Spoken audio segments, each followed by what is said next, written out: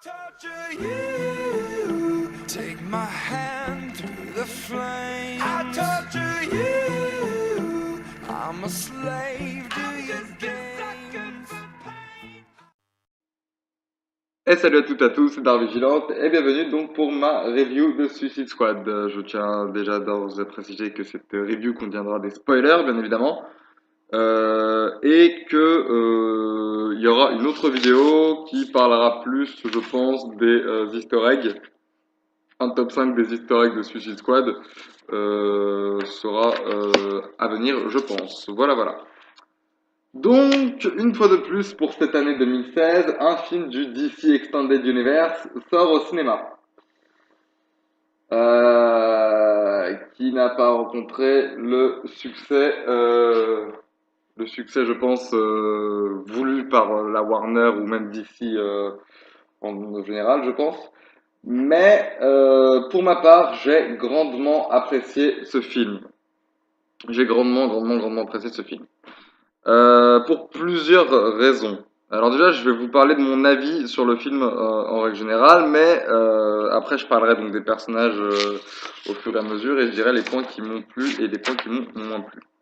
Donc, une fois de plus, comme je dis pour cette année 2016, un nouveau film du DC Extended Universe sort au cinéma, donc le bien nommé Suicide Squad, qui a pour pitch en gros de nous présenter des personnages qui sortent un peu des carcans habituels des films des adaptations de comics, puisque ce sont tous plus ou moins des super méchants qui sont engagés par cette femme, plus, plus par contrainte que par volontariat, on va dire, et qui leur propose en échange de remise de peine d'effectuer des missions dangereuses, mais qui le sont moins pour eux au vu de leurs capacités et de leurs compétences personnelles. Voilà pour le pitch donc de l'histoire. Donc Suicide Squad à la base était là pour amener quelque chose de nouveau dans le DCEU et c'est un pari à moitié réussi en fait. Qu'on se comprenne bien, j'ai beaucoup apprécié ce film, mais je comprends parfaitement les défauts énoncés par les autres personnes qui ont vu le film, mais il faut se poser une question. Le film est-il réellement mauvais pour autant? Non, je pense pas. Il y a définitivement des choses à sauver. Il y a de très beaux plans graphiques, de très belles séquences. Harley est pas mal fichu, Amanda Waller est très bien réussi, Captain Boomerang est plutôt fun, la squad marche plutôt bien. Alors certes, on m'a rétorqué que Will Smith, donc qui joue Deadshot, ne sait jouer que Will Smith. Alors certes, je suis d'accord, Will Smith ne sait jouer que Will Smith, mais Will Smith sait bien jouer Will Smith. Et c'est peut-être une des, je sais pas, c'est peut-être un des trucs qui a fait que moi, personnellement, j'ai cru à son Deadshot et j'ai apprécié son Deadshot.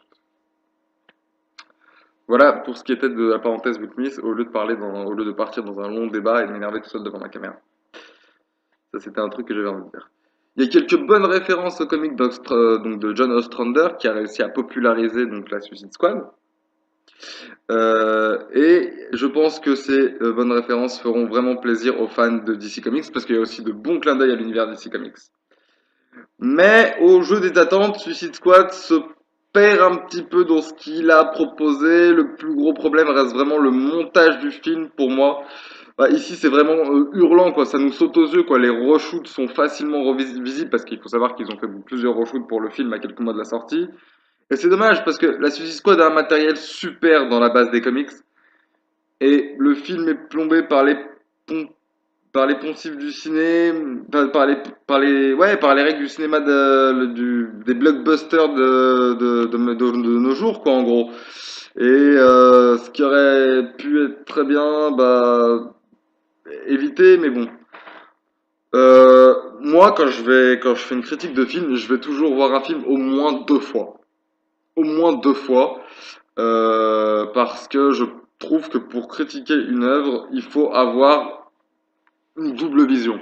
Une première vision pour découvrir et avoir un premier avis, et une deuxième vision pour voir justement les éléments qu'on a vus donc la première fois avec du recul. Donc c'est ce que j'ai fait également pour Suicide Squad, une fois en VSTFR et une fois en VF. La VSTFR est beaucoup mieux. Ça, c'est un autre débat encore. Eh bien, au deuxième visionnage, je me suis rendu compte en fait que tous les petits détails qui ont été cités et criés ici et là sur Internet, ben, je trouvais qu'ils passaient en fait. Ils sont énervants, certes, ils nuisent un petit peu au film, mais ça passe. Ça passe. Mais on parlera de ça quand je parlerai des points. Donc voilà, mais en tout cas, ce qui a fait que pour moi, le second visionnage est beaucoup mieux passé. Il permet de mieux apprécier les points positifs qui sont là et de nuancer les défauts du film. Mais j'aimerais quand même que Warner arrête de proposer des films où enfin, du moins, se mette à proposer des films où on pourrait apprécier pleinement dès dès le premier visionnage du film. J'espère qu'ils vont vraiment se rattraper sur Suicide Squad, mais là encore, j'ai appris qu'une vingtaine de scènes avaient été, enfin une quinzaine ou une vingtaine de scènes avaient été coupées au montage. Arrêtez. Donnez-nous les directeurs cut directement au cinéma, les montages au cinéma, donnez-nous les directeurs cut, et arrêtez après de nous ressortir des éditions Ultimate avec 30 minutes de film en plus, certes, mais 15 minutes qui servent à rien, quoi. Voilà. Donc ça, c'était mon avis général sur le film. On passe ensuite donc aux différents personnages. Donc on a Will Smith qui joue Floyd Lawton aka Deadshot. Donc certes, comme je disais tout à l'heure, Will Smith ne sait jouer que Will Smith, mais Will Smith joue bien Will Smith. Et pour moi, son Deadshot a été extrêmement convaincant. J'ai cru du début à la fin et j'ai grandement apprécié sa prestation. Ensuite, on a Margot Robbie dans le rôle de Arlene Frances Quinzel aka Harley Quinn, que j'ai beaucoup apprécié. Déjà, c'est une actrice que j'adore. Et en plus, j'ai beaucoup apprécié son interprétation donc de Harley Quinn. Ce n'est pas la Harley Quinn que j'imaginais en lisant des comics, mais c'est une Harley Quinn convaincante et qui, pour ma part, m'a énormément plu. On a ensuite Jared Leto qui joue le Joker. Alors j'ai vu moult critiques sur le Joker de Jared Leto. Pour ma part, j'ai apprécié son Joker. Je dis pas qu'il est bon, je dis pas que c'est le meilleur Joker, je ne dis pas que c'est l'acteur qui a révolutionné la façon d'interpréter le Joker, mais c'est un Joker que j'ai apprécié et que j'ai beaucoup aimé pendant ce film. On a ensuite Cara Delevingne qui joue June Moon aka l'Enchantresse qui donc du coup est le protagoniste du film. Ça aussi c'est un des défauts du film, c'est qu'il crée son propre méchant. Je veux dire, si cette dame, donc Amanda Waller, n'avait jamais eu l'idée de rassembler la squad, l'Enchantresse ne serait pas devenue un protagoniste du film. Voilà. Mais autrement, Cara Delevingne joue très bien. S'en sort avec le personnage qu'on lui a donné. Je veux dire, avec le personnage qu'elle a, elle pouvait pas faire mieux, je pense. Donc, elle fait ce qu'elle peut avec ce qu'elle a, mais le personnage est un méchant totalement oubliable et pas si intéressant que ça. On passe ensuite à Jay Courtney qui lui joue Digger Harkness. Alors du coup, ennemi de The Flash. J'ai beaucoup apprécié Captain Boomerang de Jay Courtney.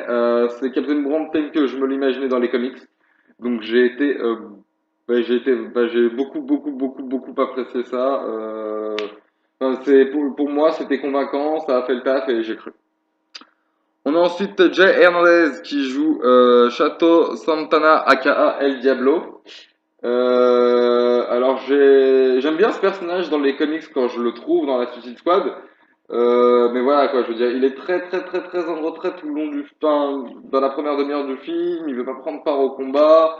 On sait pas trop pourquoi il est dans cet état d'esprit. Surtout qu'il nous est démontré comme quelqu'un de plutôt puissant. Mais voilà, après on en apprend un tout petit peu, mais vraiment un tout petit peu sur lui. Et après, bon, on voit prendre part aux scènes d'action. Mais je veux dire, c'est un personnage extrêmement secondaire de base dans les comics. Mais je suis pas sûr qu'un film où il aurait été plus en avant qu'Harley Quinn ou Deadshot aurait attiré grand monde. Voilà. Ensuite, on a Karen Fukuhara qui elle joue Tatsu Yamashiro, donc Katana.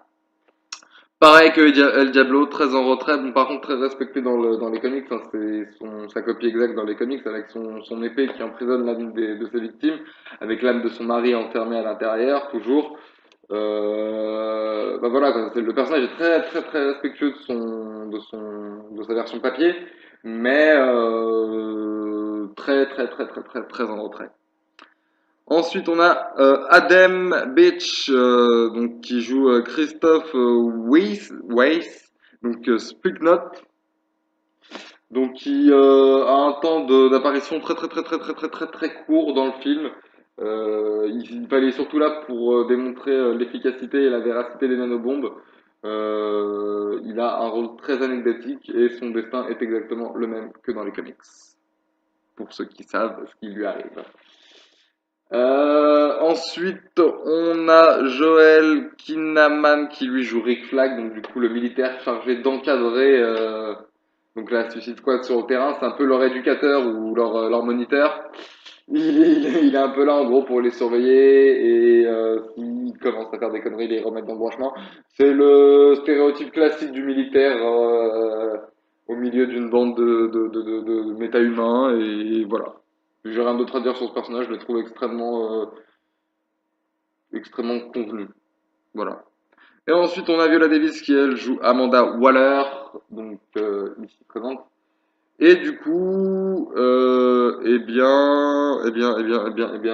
Amanda Waller telle que je me l'imaginais dans les comics. Je n'ai rien d'autre à dire sur ce personnage. Pour moi, c'était convaincant, ça a fait le taf, et j'ai grandement apprécié sa prestation également pendant le film. Je crois que j'ai oublié Adawel Akinu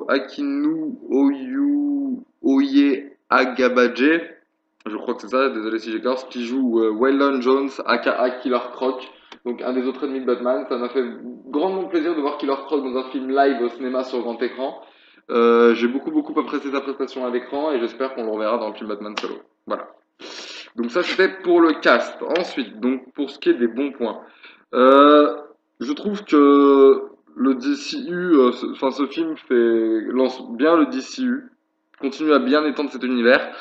Amanda Waller, Deadshot et Harley Quinn portent le film et sont pour moi les trois personnages qui ont le plus été énormissimes pendant ce film.